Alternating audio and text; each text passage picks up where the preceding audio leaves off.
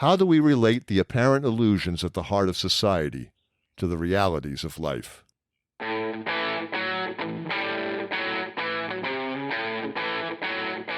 Welcome to the Hub for Important Ideas. I'm Steve James. And I'm Ken Swain. In this episode, we're going to continue our discussion of illusion, which was prompted by Merlyn Mowrey's interview. We realized that we rushed the ending last time. We said it's a very complex subject, will not adequately resolve today. Well, we're not going to resolve anything today either, but we need to take the conversation a little further. Right. As Merlyn says, ideas are tools to think with, and today we're going to try thinking a little harder. So, Steve, what strikes you about the subject of illusion? Well, first of all, we all share illusions. I mean, that was Merlyn's most important point. Right. Some are benign, like believing your cat thinks the way you do and understands what you tell him, right? Yep. Which, is debatable. Other illusions are deeply rooted societal constructs that we take for granted as immutable and part of nature, but which are actually humanly created. In the words of Otto Rank, all our human problems, with their intolerable sufferings, arise from man's ceaseless attempts to make this natural world into a man-made reality, thereby hopelessly confusing the values of both spheres. In this sense, all human values, no matter how real they seem to us, as for example money, are unreal. Wow. It's a heavy one. It's hard to get your head around, but it really is. But we'll go into it. So let's talk for a minute about before we talk about what are illusions, let's talk about what aren't illusions. Good. Things that would be real, at least to some degree, like a tree or a child. Right. Or sex. Many things having to do with the body. Food. Food is a real thing when you chew it up and swallow it. Right. But we impose names on those things. Right. When you say hot dog, that's a thing that almost everyone could know what it is, but the two words, hot dog, is a made-up label for what that is, that we all agree that's what it is. Right. Also, we think about things like sex and children in a very different way from the way dogs do, we assume. Yeah. They have symbolic importance to us that would not occur to an animal that does not have the ability to think abstractly. For example, we make children into our report cards on how wonderful we are as people. My child got into Princeton, therefore I'm a wonderful parent. Right. And the kid might be neurotic as hell because you drove him his entire life, but you can brag about you're going to take the credit anyway. Yeah, it bolsters your self-esteem to talk about the success of your child. So your child is a reality, that's true, but he's also a symbol and therefore, in some ways, an illusion. I know it's a little complicated, but that's the best I can do with that. Okay, I follow what you're saying. All right. So to get closer to the truth, we have to question many of our basic observations and assumptions. That's the point. And we're going to do that cautiously and slowly. Yes. Okay. Because this gets dicey very quickly. So here are some examples.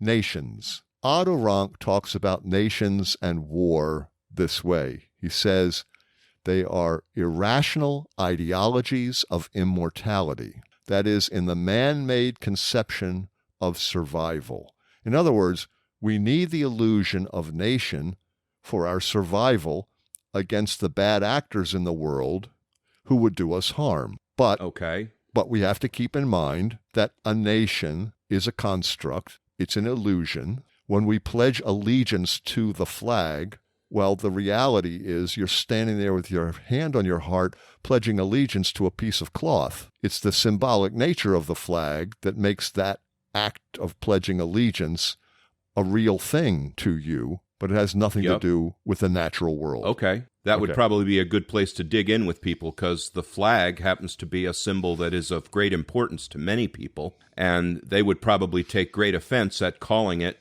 a piece of cloth with color on it. Right. But I would say both things are true. It is a piece of cloth with color on it, and it, for many people, carries a symbolic value that's very hard to divorce it from. Right. And I cringe a little bit every time I'd say the Pledge of Allegiance because it mentions God. Well, that too, the one nation under God. So God's an illusion too. So what the hell? Yeah. So how about money? Boy, that's a big one, isn't it? Isn't it ever? Money is, when we interviewed Jamie Arndt, I remember him distinctly saying money has become the new immortality. Oh, yeah. It's entirely human-made. It's not a force. But it seems to have a lot of force. And as you said earlier when we were talking, it's probably the most universal symbol we have now. It's the one that everybody knows what it is in whatever form or flavor their particular culture has for it. Everybody understands what it is. Right. It's a symbol that you can trade back and forth that causes people to do things that you'd like them to do. Right. So it started out thousands of years ago as a way to trade intelligently, fairly, a way to improve commerce among nations, among peoples. I remember the definition that I got in college economics class. It's a medium of exchange. Medium of exchange. It sets relative value between things. Right. That car's worth $10,000. That car's worth $20,000. They're theoretically, the other car is worth twice as much somehow. And we only know that theoretically, but we only know that because we're using money as the ruler, as the yardstick. Yeah, when in reality, the one car is worth more because it has more symbolic value. Yeah, as modes here we go. As modes of transportation, they both get you from point A to point B in the same way with the same amount of efficiency. One may be better at gas mileage, but other than that, the idea that this is a luxury car because it's got a couple of extra doodads, well, those doodads are nice, but the real difference is symbolic. I can afford this car and my neighbor can't. Yeah. How about that one? That's what it's really about, isn't it? It's also about your identity. And we said this in another podcast. Right. Yep. Yeah, your identity. I'm sporty. I have a sports car. I go off-road. All that stuff is built into it. That's all symbolic. So yes, a car is a real thing, but it's also an illusion. It's a construct, and the marketing people understand that. Yeah, I was going to say, don't we have Madison Avenue to thank for a lot of this, don't we? Don Draper and the Mad Men. They're trying to dial up the value of one thing over another thing to get people to work harder and invest more of themselves, invest more of their symbolic immortality in the form of money, to drive down the street and feel that they're superior to the people who don't have as expensive of a car. Yeah, its value is constructed, but it's a human consensus. We all tacitly agree that the Lexus is worth more than the Hyundai. We just all go along with that fiction. And it can vary with the times. It can evaporate. Money can evaporate in an emergency. Oh, yes, that's true. Yeah, as we've seen happen in other countries like Germany in the 1920s, and most recently, what was the one you mentioned? Venezuela, right? Yes. Yeah, I mean, those. Yeah, they had a major economic upset recently. Yeah. When you have a zombie apocalypse, your money really isn't worth a whole lot at that point. No, it's not. Zombies don't take credit cards. The way Otto Rank put it, he says, I might paraphrase a little, it's more than mere economic need or social ambition which spurs the individual to rise above the mass and become distinguished through wealth, power, or creativity. In such success is expressed the individual need for self-realization and fulfillment in terms of his personal immortality. And that's the key word, immortality. Yep. All these symbols, all these illusions, they all point in that direction. They sure do. So then we get into the concept of wealth. Okay. Wealth is not a natural fact. Again, Rank sees the psychology of capitalism as an immortality project. The desire for lasting survival expressed in terms of a lasting fortune, which is still controlled by the, quote, will after death. Yeah, let's stop and talk about that for a minute, because that was an idea that just got into my head this morning, using the word will. Yep. What do you suppose? A responsible person has a will. Yep.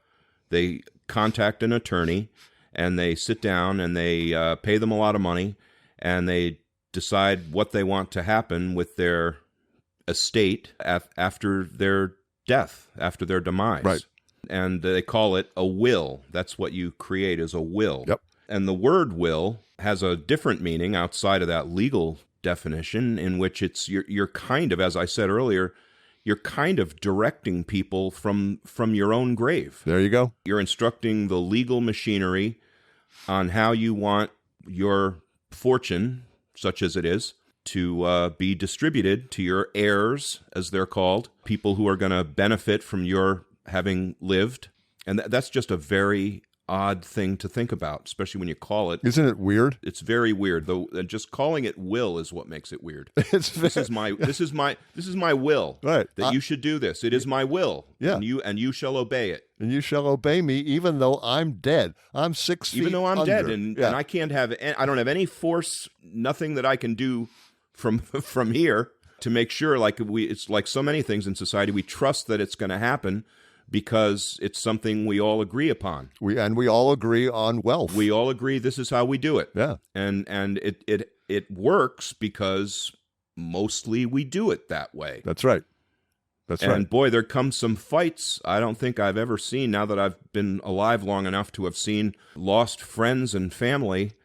Boy, nothing brings out the worst in people than somebody dying. Yeah, sometimes blood is not thicker than water, is it? Oh my gosh, it's like vultures circling over an antelope in the desert, you know? Right. Yeah, because to them, wealth is a natural fact. It's a reality. But in reality to us, what we're saying here is, step back a minute, folks. This is a construct. You're dealing with symbols here, and you're willing to... Yeah, well, people are very interested in having themselves a big bucket full of those symbols, Steve. Well, yeah. They don't care about our highfalutin talk about illusions. They want to buy a new car. True, but studies have shown that winners of the lottery are no happier. Oh, that's right. A year after. Oh, some of them are. It actually, winning huge sums of money in the lottery has ruined more lives than it's improved. Right. So think about what you're saying here. A will can divide families, put people at each other's throats, brother against brother, all over something that a year later will give them no more happiness than they had before. Right. That's true. But they're devoted and committed to these symbols. So in the same way, the economy is an illusion. It's a constructed thing that we're all worried about. Yep. Like everybody, every newspaper, every news broadcast. What's the state of the economy? Some news channels are devoted to the economy all day long. I know. It's just incredible. Say what you want about it being a construct. It sure is an important one. And again, one we all subscribe to so that we get along together and distribute resources, not always equitably. Yeah, but then the pandemic comes along and kicks the hell out of your economy. Yeah, and simultaneously your illusions about life. Yeah, like Kirby Farrell put it, a pandemic exposes the limits of culture to protect us. Religions, race superiority, the economy, and science, for example, threaten to turn into fictions. Yeah, and that's not something that can happen. Well, those little viruses that you can't even see with the naked eye turn your treasured symbols into fictions. Yeah, they threaten to do that. We can't allow them to do that. As Becker points out in The Birth and Death of Meaning, you can't expose what he calls the fictional nature of the hero system. This is a regression that is no longer possible for us. We have to have a symbolic hero system in order to function. Right. Without it, we're in danger. Without it, we're apes again. Yeah. It's a very dangerous. It's a dangerous path to walk down. Right. Right. The biggest guy with the most guns is the ruler. But and that doesn't work that well. But what Kirby is saying, it threatens to turn them into fictions. Well, they already are fictions in a sense. What he's saying is, so he's saying is it's threatening to expose them as fictions. Yes, to reveal them as fictions. Yes, exactly right. It's not changing the reality. No. It's pulling away the curtain, pay no attention to that man behind the curtain. It's introducing a new reality The reality of the pandemic. And like we were talking earlier today was saying, oh, how are different people reacting to the pandemic? Like you were talking about your sister and her husband. Yeah, they're following to the letter of the law. Yeah, hunkering down. And they should, because they have compromised immune systems, and they would probably be not good candidates for getting that virus. So they really need to do that. As anyone with asthma or any kind of respiratory infection, diabetes, you've got to be really, really careful. Yeah, but my son and his girlfriend come up here from Brooklyn, and they're driving around, and they're going, nobody's wearing a mask. Where are the masks? Goldie and I were out walking yesterday, and everybody's out there like there's no pandemic at all. They're playing golf in foursomes. I doubt if those foursomes were all consisted of immediate family members, right? Right. They're out all together in groups coming to or from basketball games, and they're out running together. Joggers, forget it. Joggers just run right by you. Social distancing doesn't exist for joggers for some reason. And they want to high five you.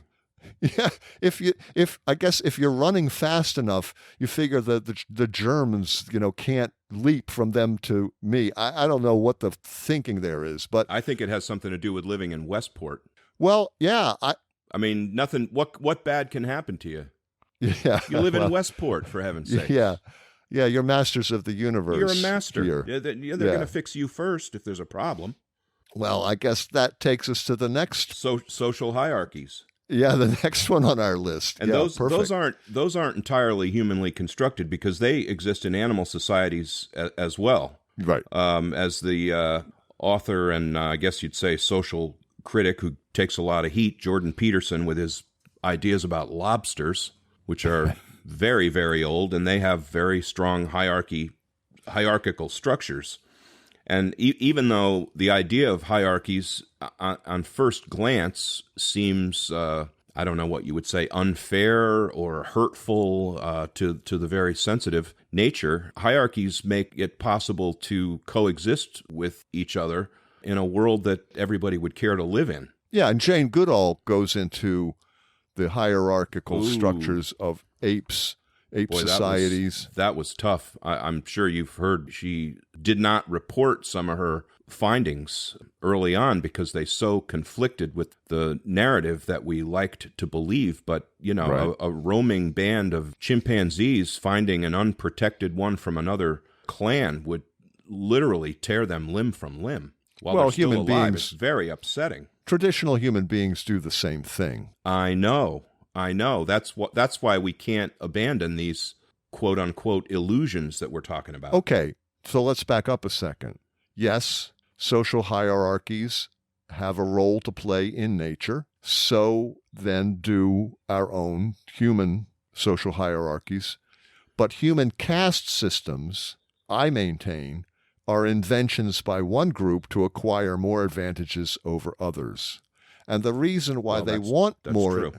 And the reason why they want more advantages is because that's an immortality project. Right. Advantages are not only better food, better sex, bigger house. Yeah, those are advantages that people strive for. Private to aircraft. Make their lives. Yeah, private aircraft it's not a necessity, but nice. It's nice, yeah. But the private aircraft is also an immortality project. Come on. A big one. Yeah, a big one. And all of those things that we consider to be worth striving for, they're immortality symbols. Yep. And this brings us, of course, to the most blatant one in our society. Race. Yes, sir. Right, which in a very real sense is completely arbitrary. I remember when Sheldon Solomon was talking about this, he said skin color is one of the things that people point at quickest to identify differences between people. But like we all have different hair colors and we all have different eye colors, and nobody singles those out. Completely arbitrary. To be major. It's completely arbitrary. Yep. I'm always talking about Jacques Barzun, one of my favorite historians, and he wrote a book called Race, the Glorious Fiction. Right. I mean, just pointing out this very fact. But this is all grounded in, I think, what we're talking about, isn't it? Yeah, races. You're looking for an out group to set against your in group. And most commentators, most people who look at race and analyze it or study it, they all agree race is a social construct. But that is not a commonly held view in our population. We look at race as a fact of nature, as if people of different races were like different species of dog or something. Well, yeah, I'm sure there's many, many people who are still holding on to that, and there's certainly some basis in biology that you could point to, like the current trend to try to say that there's absolutely zero difference between a male and a female human being. I mean, I think I see where they're trying to go with that, but it abandons science so completely. Well, yeah. That it leaves you very few places to go to have an intelligent conversation. Yeah, okay, but again, we get back to the same exercise we've been involved in here. Yes, like a tree, a man's penis is a reality. A woman's vagina is a reality. So in that regard, there are... And perhaps more to the point, her ability to have children and his inability to do that. However, the constructed identity of male and the constructed identity of female is just that. It's an illusion. It's a construct. I'm taught to be a male from the minute I hit the air and they put me in a blue blanket instead of a pink one. And it goes from there all the way on where you have to live up to this masculine identity that's being foisted upon you by society. And the woman is also dealing with this. That's what people are reacting to. One more illusion, which is power, which is political power now, not mechanical power. It's another transitory human construct. Right. Thomas Jefferson wrote in the Declaration of Independence, "Governments are instituted among men, deriving their just powers from the consent of the governed." Well, another way of putting that is governments are illusions. Yeah. We make them up. And we're all like, we're all so crazy about what's the government doing and, who's going to lead the government and all that. And it's like, guys, just back off a second. Let's relax.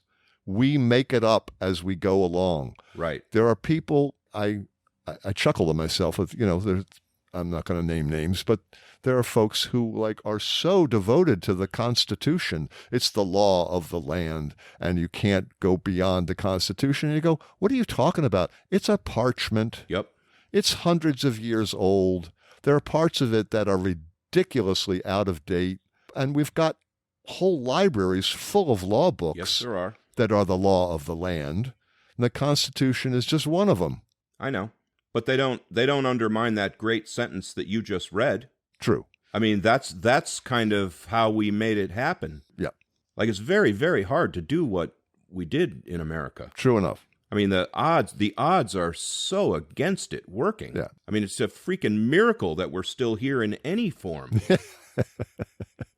It really is. True. And I think now that technology is advancing so rapidly, I mean, it's a blinding, dizzying speed that, as you say, the original ideas that we chopped or hacked out of the bush need to be modified in order to try to keep up with the daily reality of the new technological world we live Agreed. in. And I think that has to happen. That's got to happen. Even if they're literally carved into stone, they are still constructs, illusions, and are subject to analysis and revision. Yeah. This brings us to our new best friend, Lila Rothschild at the Ernest Becker Foundation. We love Lila. We love Lila.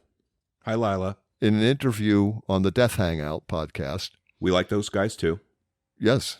She says, I'm paraphrasing, there are many different ways to cope with death anxiety. Some are maladaptive. Oh, yeah. Yeah. And maladaptive that's a college level word.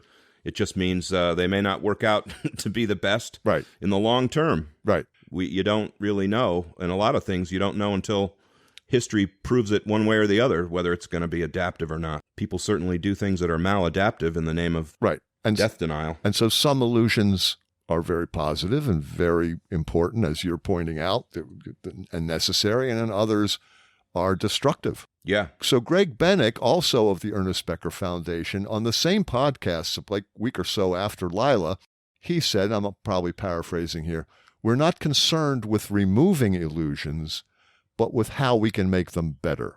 Yes, and I have to remember a conversation that I'll never forget having with Neil Elgie, who we lost recently when he was out here to record a series of interviews with us. He was great for saying startling things in a very straightforward manner. And I remember him saying, he said, I know I need illusions. We all need illusions. We can't live without illusions. He said, what I'm interested in finding is the best illusions I can find. Right. Right. He was a gentle man. He was, but had sturdy thinking. Yes. Oh yeah. Strong ideas, and he was an independent thinker. And when he got an idea that he thought was really good, boy, he put his money where his mouth is. And he's the one who really united all these Becker scholars and advanced this work as far as we've been able to take it. He supported us financially, as you well remember. Absolutely. And in Yiddish, he would be described as a mensch. Absolutely right. Yeah. So Bennick was pointing out his list of illusions included jobs, the economy, but he got into safety and security. Yeah. And he was saying no matter the illusion, it doesn't take away the reality of death. And it's talking about the illusion of sitting on an airplane and assuming that, it's going to be fine. It's going to be safe. And there's so many things that can go wrong with that flight. I said one of them, the sobriety or lack of alcohol consumption by the pilot, something like that. That's right. It's like perfect. And in one of his talks, Sheldon points out that as a tagline to his basic TMT thing, he says that our death, one of the things we don't like to think about is that our death can occur at any moment for reasons that we could neither anticipate nor control. Right. And that is just not a thought that you can have in your conscious mind when you're getting in a car and getting up on I-95 and driving 75 miles an hour with other people around you doing the same. People drive like maniacs on that road and not having any regard for the possibilities, what could happen. So Greg Bennick is saying the reality of the pandemic picks apart the illusions.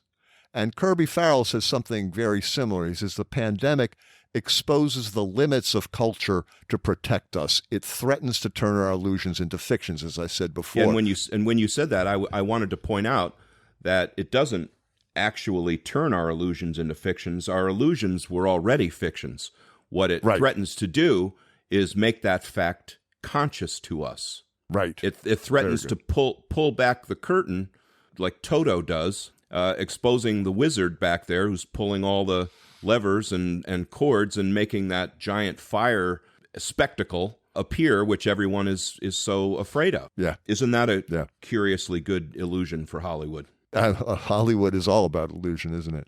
Getting back to Lila here for a second, she asks, what is the best possible illusion that doesn't cause harm to other humans? That's a noble goal. A noble one. And our answer is, I would ask, how would you know, since you can't know the future? And you can't really know what causing harm is. Right. Beyond a certain point, you don't want to be killing people or making them sick or causing obvious distress. Right. But sometimes what seems to be harm turns out to be good. I'm mentoring a young fellow, and I was telling him about when I was a Boy Scout, and I was made to dig a hole for no purpose other than to dig the hole. And it was just because I told you to do it, and you've been not dutiful. I learned something from digging that hole, and in the moment, it seemed like I hated that guy more than anyone else, but kind of guys in the military have similar stories. That's the guy that taught me the most, and I was able to survive because of the lessons that I didn't really want to learn at the time I was learning them. But what else can we do? You're right. We don't know how to define harm. We don't know how to define or put into words what the common good is, but what else can we do? Well, you have to point out the fact that you don't know what those things are, and you have to put, hopefully, your best minds on it. Right. And they have different points of view, and you've got to try to hammer it out. So Lila, like Greg and Kirby, she's saying, because of the pandemic right now, the whole world is under mortality salience, which... Let me go ahead. Let me jump in and say again what mortality salience is from our episode with Sheldon Solomon when he's talking about terror management theory and experiments.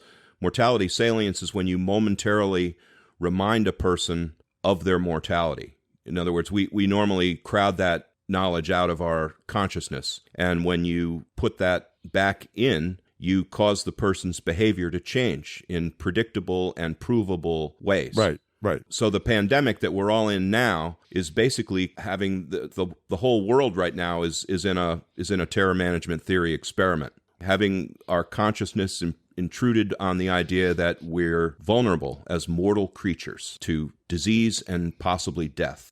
And like a TMT experiment with death on everybody's minds, the reactions can be things like being more considerate of others. But more often they're the opposite. Right. They're more defensive of their in-group, they're more hostile to out-groups, they're more xenophobic, and they're trying to isolate this one common source of evil. Frequently, that source of evil is projected onto the out-group and scapegoated so that your own inadequacies can be projected onto the other person who you can then either symbolically or literally kill. Right. So when you see someone in a mask, do you ask if they're rich, liberal Democrats intent on robbing hardworking, freedom-loving Americans of their rights while simultaneously trying to embarrass President Trump or ruin his bid for re-election? Okay. Or are they wearing masks because they care about others and their own safety? But in either case, we're imposing motives onto people whose minds we can't read. Right. But that's what we're all doing. We're saying, oh, you're wearing that mask because. Yeah. And the other person's saying, no, you're not wearing your mask because. And we get into it. We all do that all the time, though, don't we? But that's like 9/11. That was a more crystalline focused moment, though. Yes. That was an event in time, and even though the aftermath was arduous and took weeks and months, still it wasn't a continuous parade of airplanes flying into buildings. The pandemic is ongoing. Yeah. The threat is there all the time. Yeah. It's constant. So we're not attacked momentarily and then recover. We're being attacked perpetually. And we don't know when or if we're going to recover. Yeah, but we were attacked momentarily. We recovered, but we were still in a state of mortality salience because we were reminded of the attack daily. That's true. So it's very similar. Yeah, it is. As individuals and societies, we must wrestle with the challenge of balancing individual liberty with the common good. That's, I believe, not completely, but at the heart of this whole left-right dichotomy when we're talking about the pandemic, and you have protesters showing up with assault weapons saying, you're taking away my liberty, and then you've got other people saying, look what you're doing you're affecting the common good. Well, that is something that every individual in every society has to concern himself with or herself. Yeah, that's probably the biggest question that faces any society, right? And sometimes the two are in alignment, individual liberty and common good. They're in alignment, but sometimes they're in conflict. But we have to remember that both are illusions. Yep. Like, for example, you talk about Sam Harris. Oh, that's right. Sam Harris was saying that he did 90 minutes on the idea that there's no such thing as free will. Right. And I don't see how you can have most of the things that you need to have a society, right and wrong, individual liberty, the things that we're talking about, seems to me predicated on free will. I mean, if somebody kills somebody else, obviously they make cases why he was tortured in his childhood or this and that. But the fact is, if you inflict harm on another person, the fundamental belief is that it has to do with your decision to do that. Right. You decided to do it, and you did it. And there would be no justice system if we denied the existence of free will. And that's why premeditated murder carries a higher penalty than manslaughter, where something happened in the moment by accident. But because of that premeditation, the decision to do it consciously and carry it out is a worse digression in our mind, right? Right. But we know just from this conversation today that free will is an illusion. Liberty is an illusion, and we don't want to deal with that. We as a society do not want to deal with that because it calls into question the entire foundation of who we are as a people and what we're doing to each other. Well, and if it messes that system up to the point where it threatens to collapse, then I think that we need to tread lightly down that track. You know, when we were talking earlier about making changes to what we're doing, and the documents are hundreds of years old and so forth, I'm reminded of the first words spoken in one of my very favorite movies by Robert Zemeckis called Contact. And it's the father of Jodie Foster's character saying to her, "Small moves, Ellie, small moves," which means you don't change things by shaking the whole thing upside down. You adjust it, and you adjust it in small ways, in a deliberate fashion. And then you see what effect that has. Well, it's the safest way to proceed forward. Understood. And certainly any careful reading of Ernest Becker makes that very plain, that you don't want to expose society, individuals, to death anxiety. No. Bad things often happen when you do, but at the same time, when we look at this balance between the individual liberty and the common good, we don't know what the common good is. We pretend to know, but what we're... Well, and we try hard to know. Right, but what we're really doing is saying, I know what's good for me, and therefore I know what's good for everybody else, which is not a safe assumption in most cases. That's a big leap to make. It is. But what can you say about the common good?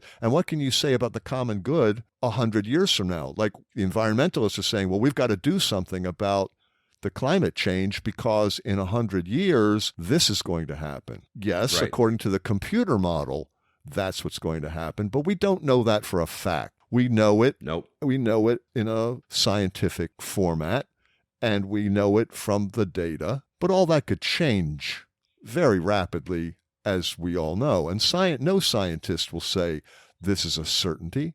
No scientist says anything is a certainty. So I think we all have to, as a society, sometimes we've got to just take that step back and say, whoa, wait a minute. The other side of this question may have some legitimate points to make. Let's listen, because after all, these are all constructs, and constructs can be changed. They can be modified. They can be talked about. Yep. You made a good point when we were talking, I don't know, earlier today, we were talking about libertarian versus socialist. Yes, and I was talking about temperament also, because temperament is one of the biggest predictors of political leanings, conservative as opposed to progressive or liberal, whatever term you want to lose. And I think we were saying that libertarian idea is probably the most conservative, the way we use that word today, notion of I'll take care of myself and you take care of yourself, and screw anybody who can't take care of themselves. I mean, that's really what they say in a harsh way. And then if you go completely the other way, where we're all supposed to take care of everybody, probably a socialist notion, right? North Korea, Cuba. Everybody the same, nobody's different. But you don't dare stand up and express your opinion about the government or the supreme ruler, or you'll wind up in prison or worse. Right, not if you want to keep living. So to my way of thinking, the libertarians, I agree with 50% of what they say and believe. They have a good point. Liberty is extremely important to me as an American. Me too. And I also think that the socialists have an excellent point. About 50% or so. I fully subscribe to the notion that the government should take care of its people, and especially the richest government of the richest country in the world, one would think. One would think. So, well, and that's something that a lot of people don't like to look at, is that any time there's been an argument, a disagreement going on, for as long as this disagreement has been going on among smart people on both sides of it, you got to acknowledge that both, like you just did, that both sides have some valid points. Yeah, but both sides should take a look at Canada and parts of Europe that have, I think, dealt with these questions and are much more in balance. The problem with America is we're out of balance. We're tilted too much in the direction of, and I don't want to use the word libertarian because it's a big capital L libertarian that's a political party, but too much in the direction of the individual liberty, too much in the direction of Margaret Thatcher saying there's no such thing as society. There are people and there are families. Well, that's just plain stupid. Ayn Rand. Yeah, Ayn Rand, yeah. In her objectivism. Right. Well, and for many people, if not most, maybe listening to this would agree with your point of view, but there's still, I can hear them screaming now. Well, let them scream. About social programs and taking my money in taxes and giving it to whatever. Yeah, well, death and taxes come to everyone. I mean, they're both points of view. Pay your taxes and shut up. Anyway. Right. So Greg Bennick posed this whole list of questions. I wrote down a lot of them. Those were good. How can we better treat one another? How can we live better? How do I support my community? How do I maintain psychological equanimity? How to make better illusions? How can we be better? Can we hopefully move toward better lives and come back into balance and be on a trajectory toward betterment? Yeah. Wow. And I like that concept of trajectory. Again, an illusion. One that Martin Luther King described. The arc of history is what the phrase he used. And this is what the best minds are supposed to be doing in any forward-thinking society at any point in time. How can we be better? Well, it's hopeful. The quote I was it is hopeful. The quote I was trying to pull out of my head here was the arc of history bends toward justice. Oh, I love that. I love that. And there are many people would say, no, it doesn't. I know. Surprise. It's just nice to hear the words, you know? I'm sorry to say it that plainly, but it's just nice to hear something that hopeful, you know? Because hope is... it's in short supply. It is, and don't forget, it's the last thing that fell out of Pandora's box, isn't it? I didn't remember that, but that sounds good. Yeah, and which puts hope in a very bad light, you know? But we can't even really agree on things like better, like what is better. Well, that's the kind of stuff that you have to hammer out. Right. With intelligent, open minds who are interested, as Merlyn would say, getting new ideas, new tools to be able to think better. That's what I think a lot of people are trying to do right now, certainly what you and I are trying to do. And I don't think we have a choice. What else can we do? What else can we do? We give people tools to think with. Right. We're not going to answer all these questions now, but I think it's really important to just get them out on the table.